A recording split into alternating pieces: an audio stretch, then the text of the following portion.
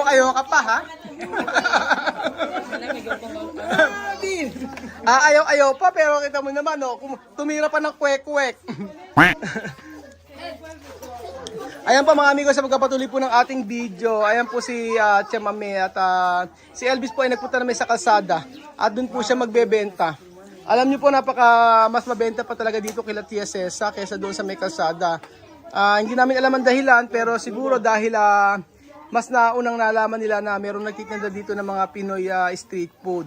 Kaya po ganun na lang po yung pagpunta ng mga kliyente dito. Biruin niyo po 30 po yung 30 po yung order para po sa isang customer lang. Tapos po meron pang mga bumibili. Isipin niyo po yung patatas, sobrang benta. Patatas na may pambota na sauce. Ayan po mga amigo, bukod po sa may kwek-kwek, meron pong corn dog. Corn dog na ang sausawan po ay pambota na sauce. So, ayan po. Ayan po mga amigo, nagpe-prepare na po sila misma para po sa ating feeding program. Hindi ako maka-move on mga amigo sa lasa. Sobrang sarap talaga. So,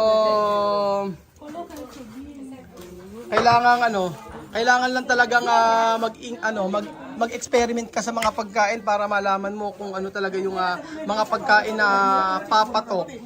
At masasarapan yung mga customer. Ibian tula Bartumano? Ayan po mga amigo. So, nagpe-prepare na po sila. Buti nga kamo,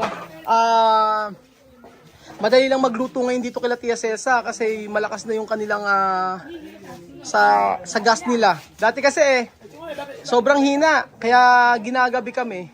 Ngayon, kahit gabihin kami, okay lang. Lalo na kapag ganyan na meron ng ilaw. Meron akong biniling malaking ilaw pero hindi pa na ikakabit.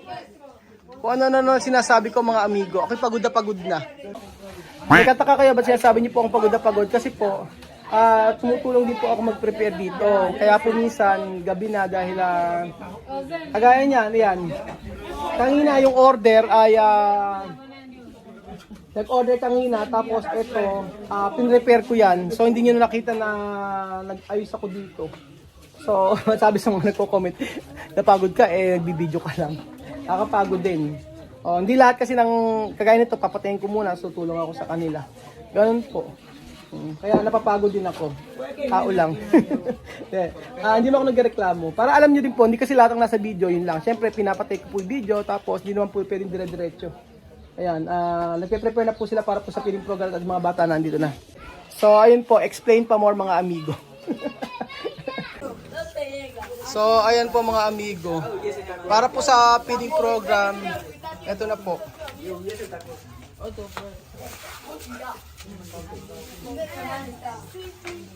So sabi ni Tia Cesa, lagyan ng maraming sauce. Masarap kasi yung sauce talaga. Diba?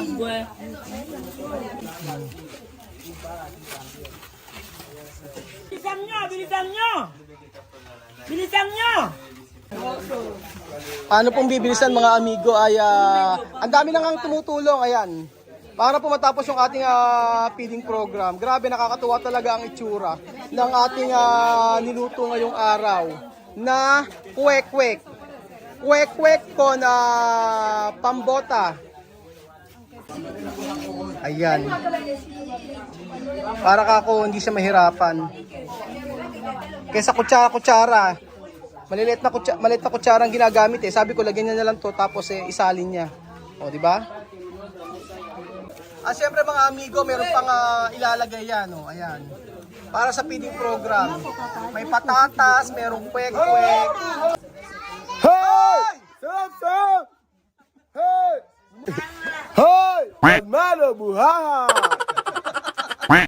Pasmado bunganga. Grabe, masosok po sila sa sa may kwek-kwek.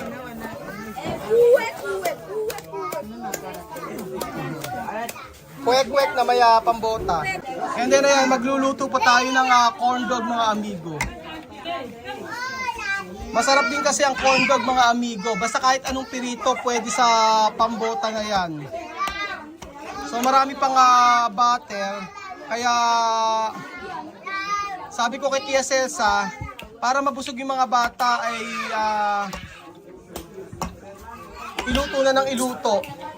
Bahala ng 5 Pilipinos at saka ako ang magbayad after nito. So, kumita na si Elvis sa kanyang negosyo, nakapagpakain pa rin po tayo dito sa may Ekupo, sa Okumba. So, merong kwek-kwek, merong hotdog, at para po sa ating feeding program. Nakakatuwa naman po mga amigo dahil maraming bata na naman po ang andito para po kumain para sa ating feeding program. Ayan. Kaso hinahanap po sila kasi. Sila Bebisita. Nasaan sila Bebisita? Wala pa. So mag-start na po ang ating feeding program. 40 po mga amigo. 40 yung in-order ko. Natagalan po, gabi na rito. Naglaga pa kasi ng itlog.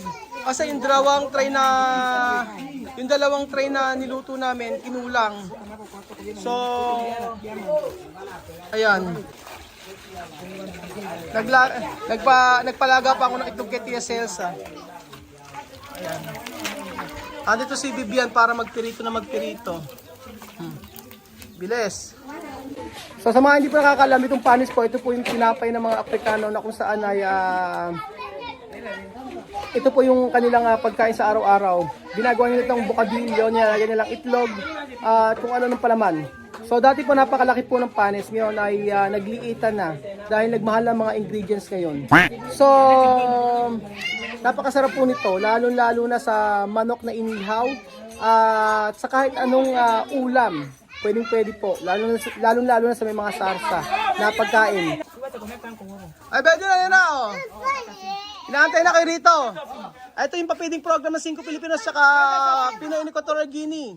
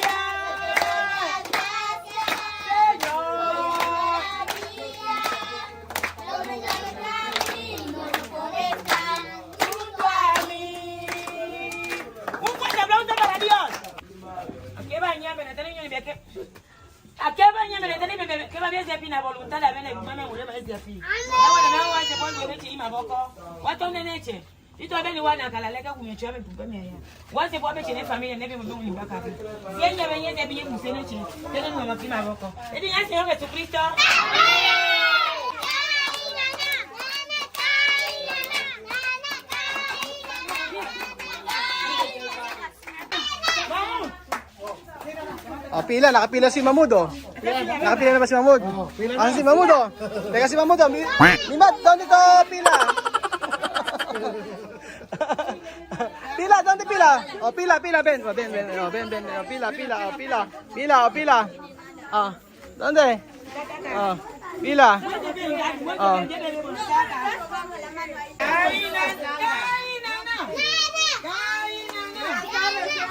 Buenas tardes, Mireille. Comer. Nakakaamoy ng mantika si Mireille mga amigo kaya nandito. Oh. ¿Qué huele? ¿Por qué te viene aquí? Porque huele de Huele de aceite raw. Di ba? Sabi ko sa inyo eh. Huele de aceite. Amoy mantika kaya daw nagpunta si Miray dito. Ayan pa mga amigo, nandito na mga kabataan na kung saan ay kakain po ng ating pagkain. So matutuwa kayo dahil kita nyo si Adrian. ¿Cómo va esa comida? Bien, bien, bien. Bien. Muchísimo. Con esto. Salsa. La pruebas con papá. Ajá, sí. Esto, está riquísimo. ¿Cómo va? Rico. ¡Hey! ¡Hey! ¡Vamos, hey! ¡Hey!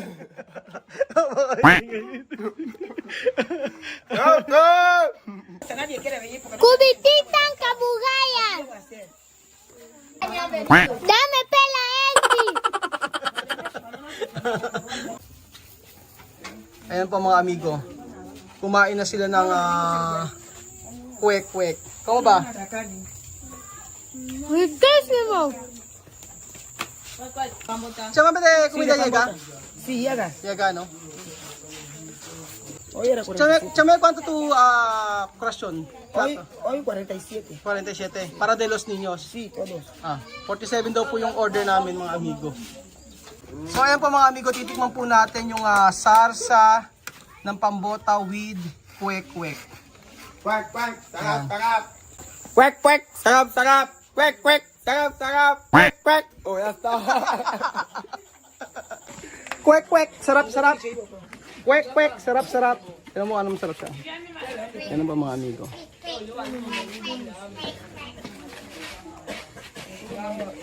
Nakasombrero ko, sorry. Akaya. Makain. Pero masarap. Pero kung tatanungin niyo ako, kung ano mas masarap, yung sauce ng kwek-kwek sa atin o dito. Nasasabi ko po, na mas masarap yung sauce sa Pilipinas kasi manamis-namis. Yung panlasa po kasi natin, gusto natin yung matamis. Pero pagdating po dito, yung mga bata ay mas gugustuhin po itong sauce na to. Kaya hindi ko pinipilit yung sauce ng fishball sa atin na matamis kasi hindi nila gusto, lalo-lalo na yung mga may edad. Pero sabi ko nga po mga amigo, pagdating sa sauce, kung papipiliin ulit-ulit ako. Kung papipiliin ako, ang mas gusto ko yung sauce sa Pilipinas, yung medyo manamis-namis. Kasi ang naging lasa nito para talaga na siyang ulam. So, gulo-gulong buko. Pero, ayan po. Masarap talaga. Masarap pero wala makakatalo pa rin sa sauce ng Pilipinas na manong sauce. Harap. So, ayan po mga amigo. Kumustahin po natin si Elvis dito. Kung ano yung sitwasyon sa kanyang tindahan. Hola Elvis, buenas tardes. Buenas tardes. ¿Qué tal, guapo? Poco bien. Poco bien, guapo. Hasta ahora. Ayan po mga amigo. Nagluluto na si Elvis. At, ewan ko. Elvis, ¿cuánto cliente tú tienes hoy? Por ahora 5 nada más. 5. O 5 ang kliyente ni Elvis mga amigo. Masyadong malungkot dito sa lugar na to. Kaya dumaan lang kami para kumustahin si Elvis. Medyo medyo mahina yung ilaw nila, no? Oo. Mas maganda talaga yung Oo, dapat may ilaw din dito no. Malakas na ilaw, no? Kasi yung ilaw, mas maganda malakas para makainganyo, di ba? Dapat nga maglagay siya ng mga Christmas light no. Kasi patay yung Ano?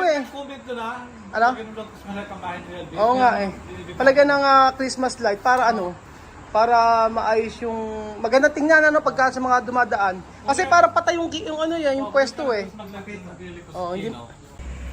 Maganda dito may Christmas light, no? Elvis, pone luz de Navidad. Yung comprar. Oo. Sabi ko kay Elvis paglagay ng Christmas light dito, bibili ko. Para maganda yung para maliwanag. So dito may mura lang pero mahaba na. Oo. So ayun po mga amigo, dumaan lang tayo talaga dito kay Elvis. Meron naman siyang 5 kliyente. O nakaano na siya. Siguro mga 10,000 ganun or mga 15 ganun. Depende sa bumibili. Meron kasi bibili ng 200. 200 pesos, 300 pesos, depende sa binebenta ni Elvis. So ayun po mga amigo, uwi na po kami. At dinalo ko lang si Elvis dito. Mas malakas talaga yung bentahan doon kila Tia Celsa. Kasi doon maraming umu-order. Pero baka mamaya, dahil nakalima naman na si Elvis, okay na rin.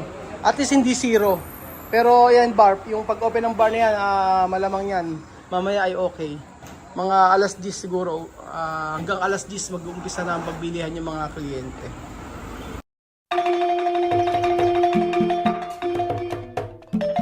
Na-appreciate ko yung paano sila nagdadasal.